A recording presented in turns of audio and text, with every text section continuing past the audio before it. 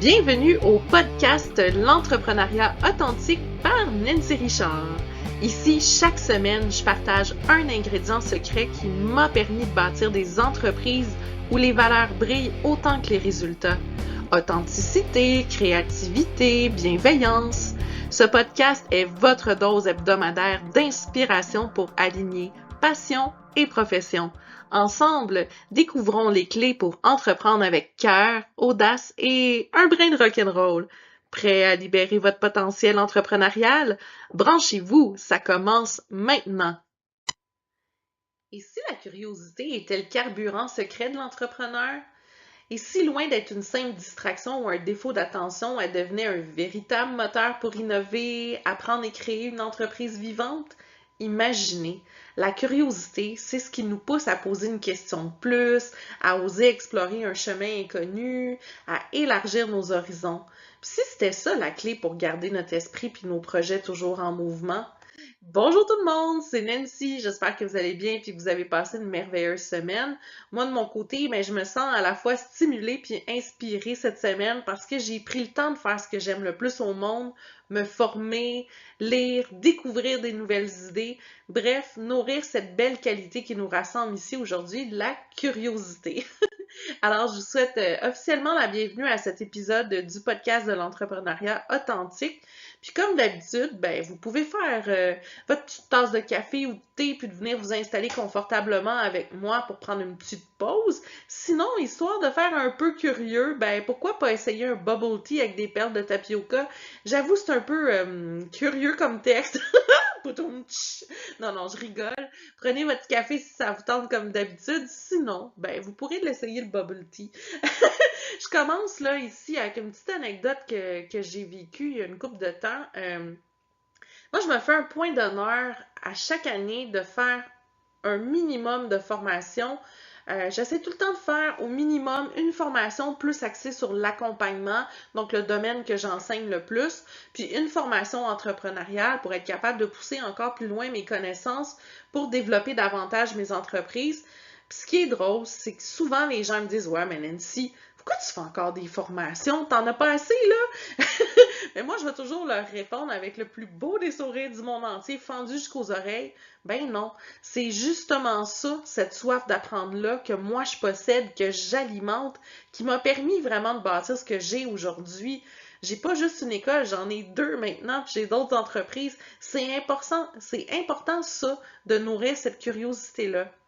C'est vraiment ce que je souhaite vous transmettre aujourd'hui, de jamais s'arrêter sur ses acquis. À la vitesse là, où tout évolue en ce moment, là, il faut avancer aussi. Parce que si on fige, on perd le souffle créatif qui nous fait vibrer notre entreprise. Puis c'est un peu quand tu fais du vélo, là. Tu sais, c'est cute, là. Tu pédales, tu pédales, tu pédales. Puis quand tu arrêtes de pédaler, tu vas continuer pendant un petit temps parce que tu as ton élan. Puis après ça, tu vas te planter en pleine face parce que tu auras pu, justement, ce mouvement de curiosité-là, d'évoluer puis d'avancer. C'est important. La définition officielle de ce que c'est que la curiosité, là, c'est la qualité de quelqu'un qui a le désir de connaître, de savoir. Et pour moi, ma définition personnelle, c'est que la curiosité, c'est cette espèce de feu doux qui va nous pousser à ouvrir une nouvelle porte, à soulever un coin du voile, puis à dire et si? Donc, ça nous permet d'aller encore plus loin dans notre curiosité. Puis comment je vais la mettre de l'avant, cette curiosité-là, dans mon quotidien? Je te dirais que c'est même la base de mon approche à l'école Cybelle. Nous autres, là, c'est super important ce que je veux dire là. On n'enseigne pas une seule vision du monde. On est là vraiment dans tous nos cours à transmettre vraiment le champ des possibles, comme on dit. On ouvre le plus de portes, plus de rideaux, si vous voulez, OK? Je donne un exemple. Dans le cours des rituels de fin de vie et du deuil, on pourrait vraiment se contenter de parler des traditions qu'on connaît, nous, au Québec et tout, mais c'est vraiment de passer à côté de toute une richesse culturelle. Je vous donne un exemple classique. On a tendance à associer le deuil au noir ou aux couleurs super foncées, mais en Chine, c'est le rouge. Puis au Japon, puis en Inde, c'est le blanc. Fait que c'est ça, alimenter sa curiosité, c'est aller continuer ses recherches pour s'ouvrir, pour s'émerveiller finalement. Ça, c'est important de vouloir en savoir plus sur qu'est-ce qui va se faire ailleurs. Ça évite aussi les jugements, ça va ouvrir le cœur, ça permet de mieux accompagner.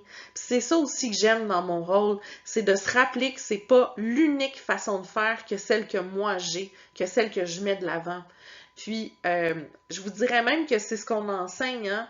On ne suit pas les préceptes d'un seul gourou. C'est important d'ouvrir les différents regards, de s'inspirer de plusieurs courants qui sont en vigueur, bâtir sa propre posture professionnelle avec curiosité puis ouverture.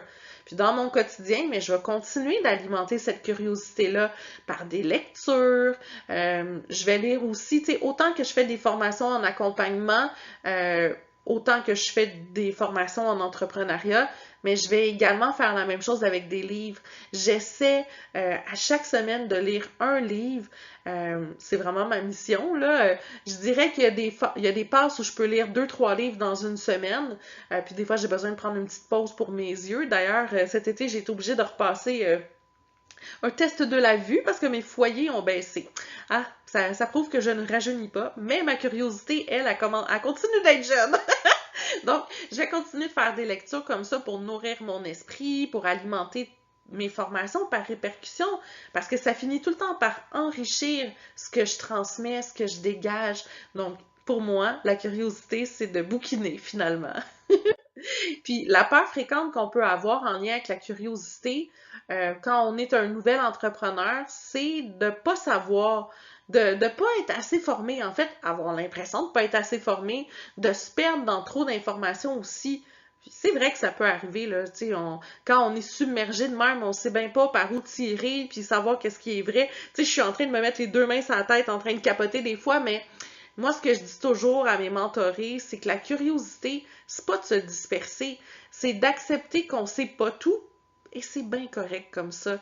C'est avancer avec humilité puis soif d'apprendre sans se laisser paralyser par le besoin de tout maîtriser avant d'agir. Puis la citation de la semaine est la suivante. Elle est de Ken Robinson. La curiosité est le moteur de la réussite. Pourquoi elle m'inspire cette citation-là?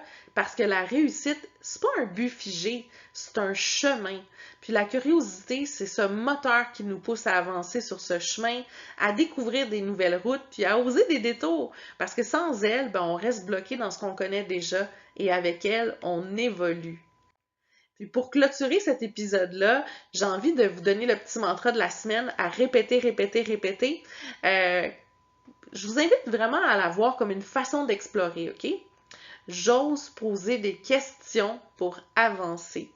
La curiosité, c'est le mouvement perpétuel de l'esprit.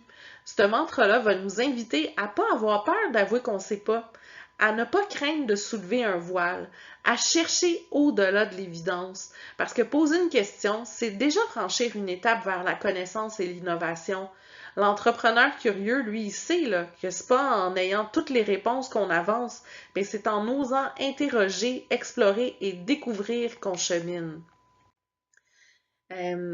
Alors, cette semaine, dans les petits devoirs que j'ai envie de vous donner, vous pourriez peut-être essayer d'aller à la rencontre d'un nouveau service ou d'un nouveau produit que vous pourriez découvrir pour vous aider à alimenter votre curiosité.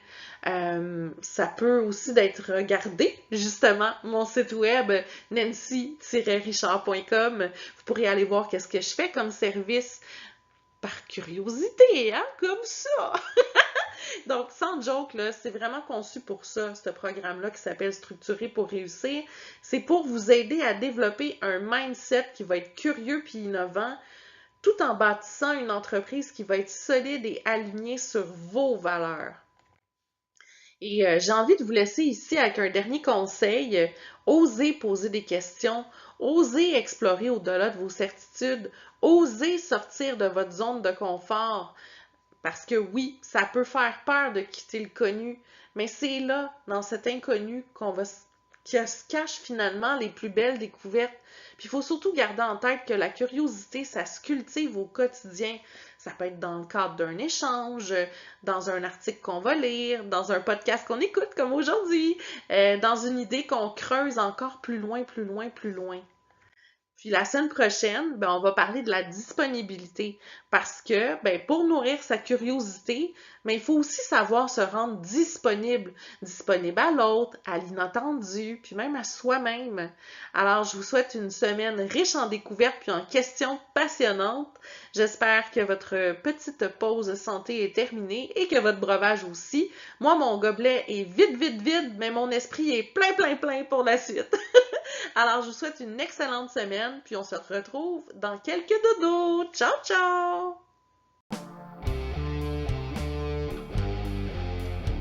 Pour de plus amples informations concernant mes entreprises ou mes services, vous pouvez visiter mon site web nancy-richard.com.